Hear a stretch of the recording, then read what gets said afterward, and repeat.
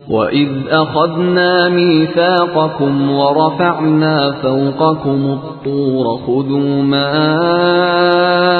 آتَيْنَاكُمْ بِقُوَّةٍ وَاسْمَعُوا قَالُوا سَمِعْنَا وَعَصَيْنَا وَأُشْرِبُوا فِي قُلُوبِهِمُ الْعِجْلَ بِكُفْرِهِمْ قُلْ بِئْسَ مَا يَأْمُرُكُمْ بِهِ إِيمَانُكُمْ إِن كُنتُم مُّؤْمِنِينَ।